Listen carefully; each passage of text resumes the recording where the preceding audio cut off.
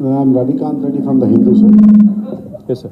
Yeah. So my question is, ఇప్పుడు ఇంత సంపద సృష్టించినాం మేము, ఇంత బాగా చేసినాం, అయినా కూడా ప్రజలు మిమ్మల్ని ఓడగొట్టినారు. Sir actually review that situation sir, ఎందుకు ఓడిపోయింది అసలు TRS party despite all this achievement? What do you think we've been doing for the last 15 days?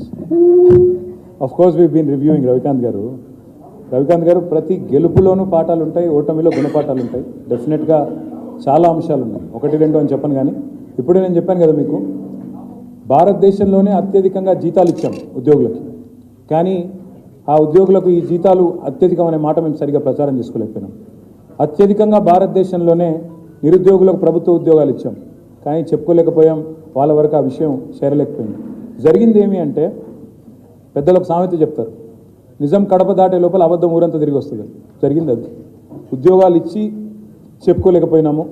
యూట్యూబ్లో కొంతమంది బట్టకాల్చి మీదేసే ప్రయత్నం చేస్తే దాన్ని నివారించలేకపోయినాము. తద్వారా కొంత నష్టం జరిగింది తప్ప, మీరు అల్టిమేట్గా ఆలోచిస్తే రవికాంత్ గారు 1.85% తేడాతో మేము ఓడిపోయాం. అందులో మాకు దాదాపు ఒక 7-8 సీట్లు 4-5 వేల కంటే తక్కువ మెజారిటీతో పోయినాయి. కాబట్టి ఇదేదో మాకు రౌట్ కాదు, ఘోర అపజయం కాదు, కేవలం ఒక చిన్న స్పీడ్ బ్రేకర్ మాత్రమే.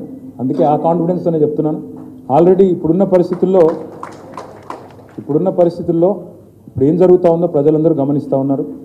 అలవి కానీ వాగ్దానాలు, తెలిసి తెలవక ఇష్టం వచ్చినట్టు చెప్పడం, ఇవన్నీ గమనిస్తాను నేను. అందుకే రాష్ట్ర ప్రభుత్వానికి నేను ఒకటే కోరుతా ఉన్నాను, మీరు విజయవంతం కావాలని మేము కోరుకుంటున్నాం. మీరు ఇచ్చిన ప్రతి హామీ నెరవేర్చాలని కోరుతున్నాం. 100 రోజుల్లో చాలా చేస్తామని చెప్పారు. మరి 100 రోజుల కౌంట్ డౌన్ ప్రారంభమైంది. తప్పకుండా 100 రోజుల్లో ఇచ్చిన అన్ని హామీలు అమలు చేయాలా. మొన్న ఆల్రెడీ 4 మడతేసినారు. నిరుద్యోగ భృతి ఇస్తామని చెప్పి మేనిఫెస్టోలో పెట్టినారు. మొన్ననేమో ఉప ముఖ్యమంత్రి గారు మేము అనలేదు అనే మాట అన్నారు. సో ఇట్లా ఎన్నో అంశాలు ఉన్నాయి. 6 గ్యారంటీలు కాదు రవికాంత్ గారు, 412 హామీలు ఉన్నాయి. మేము లెక్క తీసినాం. మా పార్టీ తరఫున కూడా ఒక షాడో టీం ఏర్పాటు చేస్తాం. అంటే డిపార్ట్మెంట్ బై డిపార్ట్మెంట్ ఒక షాడో టీం మేము ఏర్పాటు చేస్తాం. వేరే దేశాల్లో షాడో క్యాబినెట్ అంటారు అనుకుంటా. సో అట్లాంటిది కూడా మా లెజిస్లేచర్లు కూడా ఏర్పాటు చేసుకుంటాం. తప్పకుండా ఈ ప్రభుత్వ ప్రతి శాఖలో, ప్రతి రంగంలో వీళ్ళ పనితీరు, వీళ్ళు ఏమేం చేస్తున్నారు, ఎట్లాంటి నిర్ణయాలు తీసుకుంటున్నారు, వాటన్నిటిని నిశ్చితంగా ప్రజల పక్షాన, అందుకే నేను చెప్పిన చివరి మాట అదే, ప్రజల పక్షాన్ని నిలబడతాం. ఒక దీపస్తంభంలాగా మారిన తెలంగాణని ఆరనివ్వం, పడిపోనివ్వమని చెప్తా ఉన్నాం. సరే, రాజకీయాల్లో గెలుస్తామని ఆశిస్తాం. పోటీకి పోయినప్పుడు ప్రతిసారి గెలుస్తామన్న కాన్ఫిడెన్సే ఉండే. ఫలితాలు మమ్మల్ని నిరాశపరిచినా బాధ లేదు, ఎందుకంటే 2 టర్ములు ప్రజలు అధికారం ఇచ్చినారు.